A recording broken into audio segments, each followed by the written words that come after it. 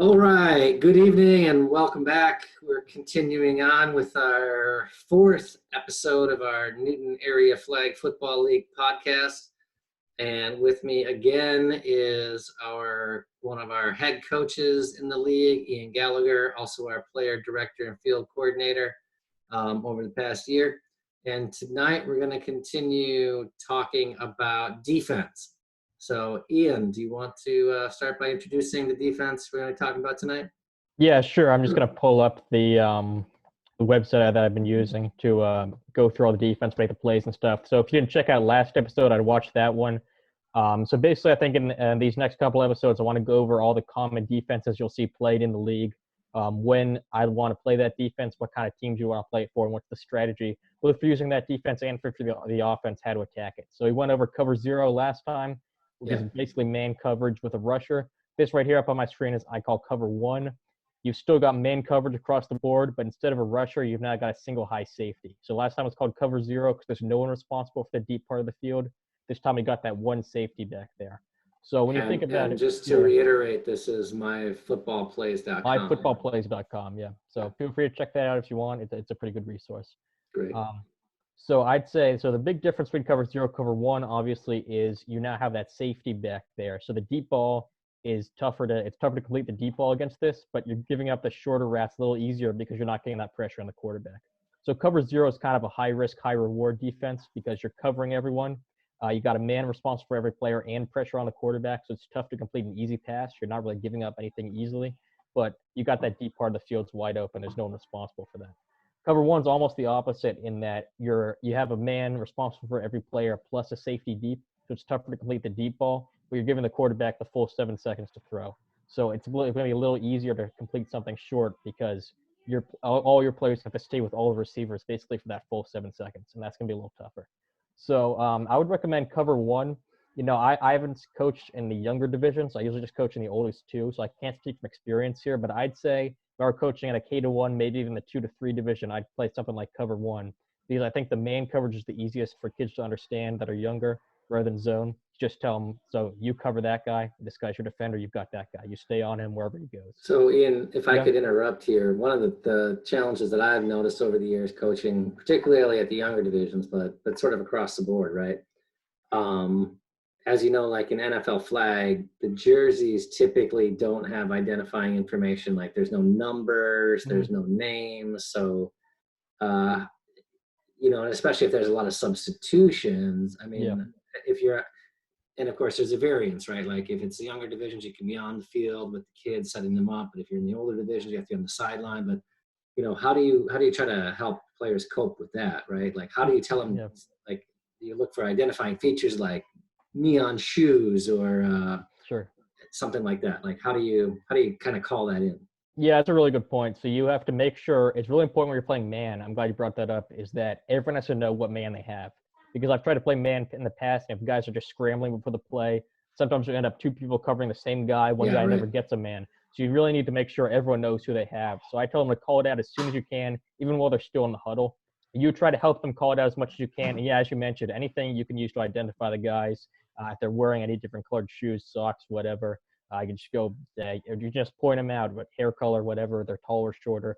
However you want to identify them. If you know any of the players on their team, you can even use their names. Or you could even just say, talk it out amongst yourselves for the older guys and say, if you know those guys, just point it out right now and make sure they're communicating with each other. So I tell everyone, point directly to that man, say, I've got this guy. So everyone knows that's your guy, don't cover him.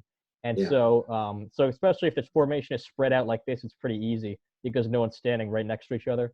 So they should be able to all line up across from a man. And so if you've got to be watching the whole time when you're the coach on the sideline, if you're a man, make sure everyone knows what they're doing. Make sure everyone has a man, or else you're going to be leaving someone wide open. So that's definitely a good point. So that's why I'd say, younger divisions, the defense is all a lot tougher. I'd imagine I probably wouldn't say stuff like cover zero, cover one. I'd just say you cover that guy or something like that. But the thing I like about this is that you have that safety deep. So even if a run gets through, a short pass gets through, they're probably not going to throw the deep ball. But here's the thing. They're trying to score and at the end of the flag, there's no field goal. So it's either a touchdown or nothing. So you want to prevent the big play. If you can keep your fastest, best player back here at safety, That way, if anything gets through, anything gets by, he'll still be back there kind of the sweeper, last line of defense to prevent the big play. So I'd say, especially at the younger division where you don't have to worry about the quarterbacks as much. So I wouldn't want to put pressure on him. I don't think it's going to accomplish as much. And while the quarterback can't complete one of these deep passes to the sidelines that a safety couldn't get to, I'd say having that safety back plus man across the board, if your guys can figure that out, should be a pretty tough defense to stop. I haven't coached the younger division, so I can't say for sure. But if I were to, I'd probably run something like this. So I'm not sure exactly what you've got lined up for us next, but what would be a typical route running formation out of this set, and where would you instruct your safety to look or to cover, or do you coach the safety to watch the quarterback and kind of cue on what the quarterback's doing? Yeah, that's a good point. So if we haven't got a zone yet, just talk about man coverage. So for man, you've got to stay with your receiver the whole time. So he's got to be looking at this guy. You can occasionally turn back, look at the quarterback, especially if he turns around. But if he's running downfield, you've got to be running with him, and you got to make sure you're staying with him. If you're playing a zone, so this right now, the safety has a zone, I'm going to tell him to watch the quarterback. So I want him to keep his eyes on the quarterback the whole time and just follow his eyes. If he's looking right, you're following him right. And, it's kind of up to your players too. Like at the older divisions, I'm not going to coach him up too much. A lot of it's instincts. Like a lot of this really kind of can't be coached if you're telling him, look that way, look this way, unless say they have all the guys to one side of the field, something like that. Maybe you'll push him over a bit more that way. But again, you're giving him all day to throw. So a guy easily can come over there. Well, when you say all day, though, I mean in NFL flag, right? It's 7 seconds, yeah. So it's not all day, really. It's the max of 7 seconds, which is a long time. So again, yeah, and that's a longer time for the older divisions when first off guys are able to get down the field quicker, and secondly the quarterback's able to spot that easier. So I'd say this is a bit tougher to run the older divisions because you can send. Let me just go routes. So you can send two guys deep on the outside. Right. So that was kind of my question. So in the event you've got two guys going deep and maybe a couple of guys going under. I mean, you say it's not really coachable, but would you encourage your safety to cheat one way or the other way, or is it just kind of situational based on what's been going on in the game? Yeah, I do. Yeah, I do that if they have a star player, situational stuff like this. So if this is their star player, maybe I push him a bit over that way. Especially if I think he's better than the guy we have covering him, I want him to help out. Usually, though, if I'm playing with a single high safety, it's going to be my best player, and it's a guy who can cover almost sideline to sideline. So I'd want him to keep him near the middle of the field so he can actually help out on both these routes. So again, if you've got a good quarterback, this is tough. It's a lot of area for him to cover, which is why I honestly always like to get pressure on the quarterback, especially if we're playing a good quarterback. I don't like giving him the full 7 seconds at those older divisions. But this could still work because it's a pretty tough defense to stop because you're matching up, you're putting your best player deep at safety to be your last line defense, and you can still match up your second best player with their best receiver and stuff like that. So it gives you that versatility in that it's tough to beat short because you're still running with all the crossing routes instead of just leaving open spaces on the field, and you still got that guy deep. But a good quarterback's still going to be able to beat it with something like this. So yeah, that's why I tell the safety, watch the quarterback's eyes. That's the biggest thing. Yeah. So yeah, one more thing against man, if we're going to talk from the offensive point of view this time. A thing that's pretty good against beating your man is a double move.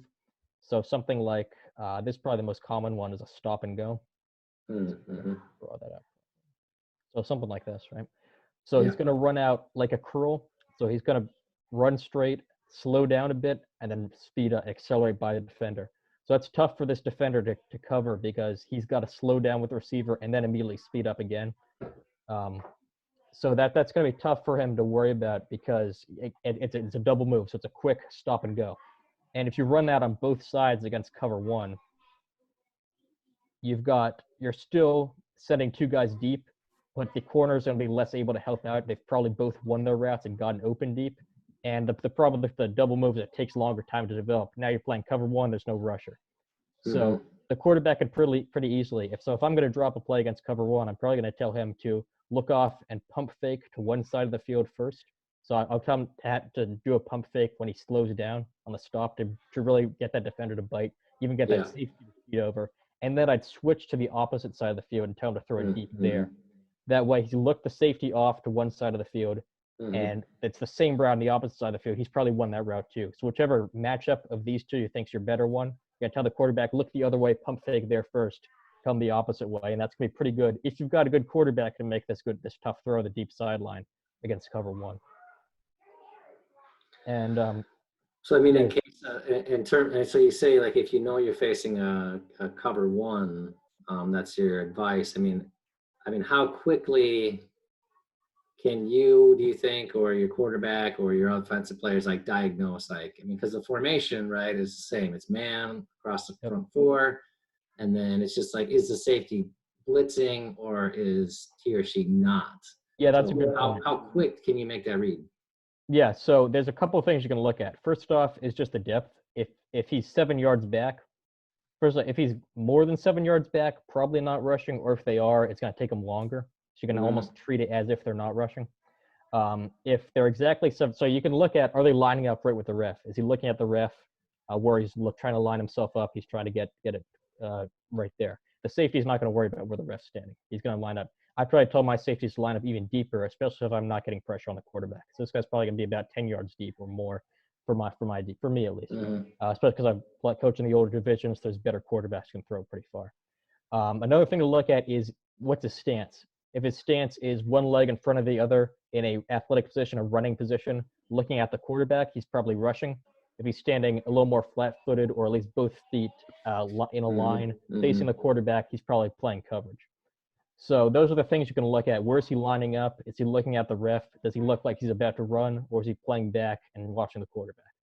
And are these things that you call into your offense while you're setting up the play?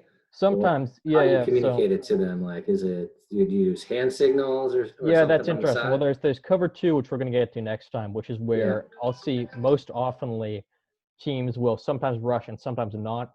And so I'll just explain it very quickly. It's cover two is you got two safeties deep, two corners up short, and they're in a zone.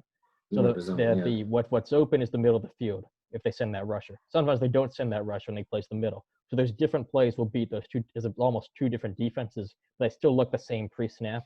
So what I'll say is sometimes I'll call up the play in the huddle, and then if he's not rushing, I call out no rusher, and that means I've told the receivers they're going to adjust their route in some way. So we'll get to this a little more next week. I don't call it as much against cover zero versus cover one because I think either it's easier to see, or against man coverage, I have some of the same plays I draw up.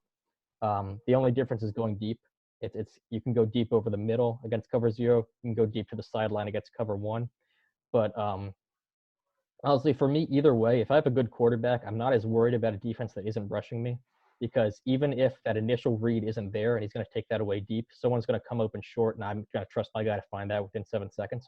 But against cover two, I'll have something like, say, the play I call is he runs a curl, but then I've tagged it so if I call no rusher, he's going deep because now we have more time to throw, something like that. So he's got an option route here. I'm going to say, if I don't say anything, you're running the curl. If I call out no rusher, you're going deep. So that way, only I have to watch the rusher. The receiver doesn't have to worry about that and try to slow down and try to read the defense himself. Just got to listen to what I'm yelling on the sideline. So yeah, if I'm going to adjust plays like that, I do an option route. I do it something easy. Like I wouldn't want to have to be a slant and then a go, like some two completely different routes. This one just, he keeps going instead of turning. So it's pretty easy for the receiver, and it's you that has to make the read, not him. So yeah, that's how I'd handle something like that. And to come back to the question, I know I asked it last time, and probably we'll keep asking. I know you're more of a pass-oriented kind of coach, and no harm in that. But what's your experience like, and how do you feel that the cover one works against the run versus against the pass? Yeah, that is a good point, because I think the run's its weakness. The run's one of its bigger weaknesses, because again, what I mentioned last time is, what if the defense puts three guys to the right side of the field? This defender's got to move with him, or else you're leaving him wide open.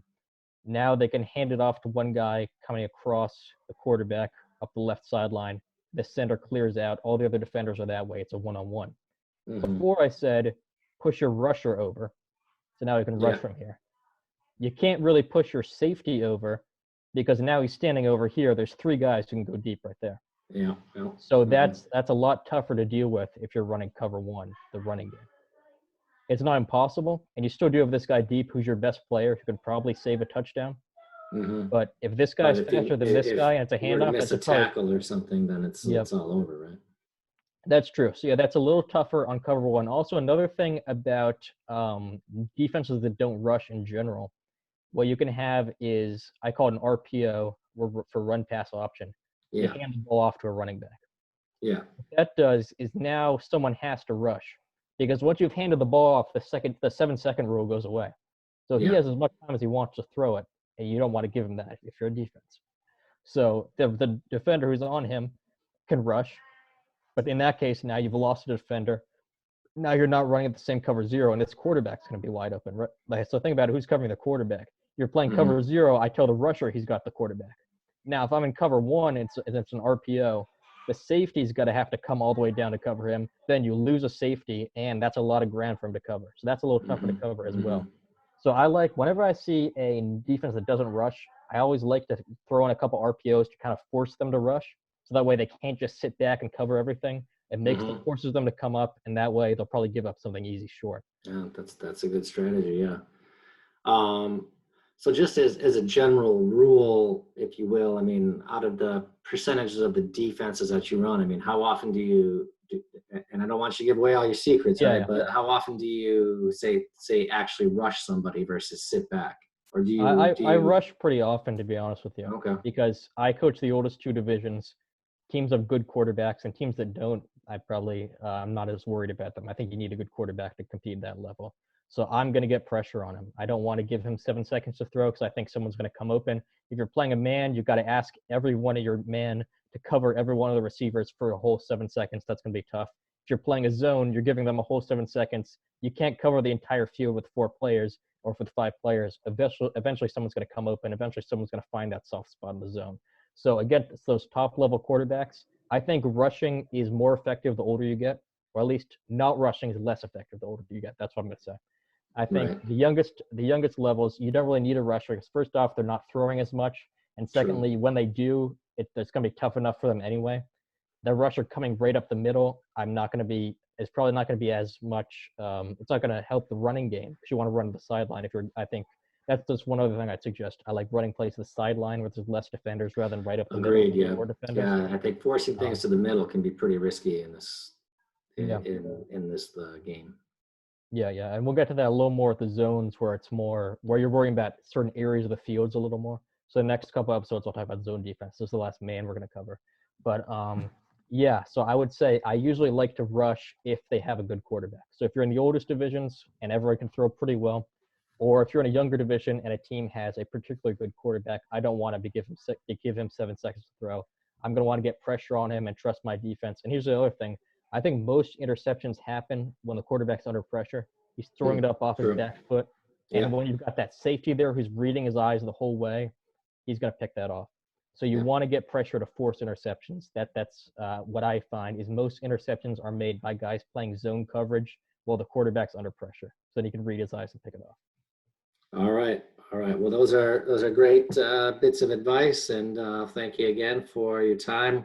I think we'll wrap it up here for the night, and we'll follow up again in a couple of days or so, and continue moving on with our look at defense and different ways that offenses can attack. So thanks again, Ian. Have a great night. Thank you. Yeah, thanks. You too. Be in touch. Bye-bye.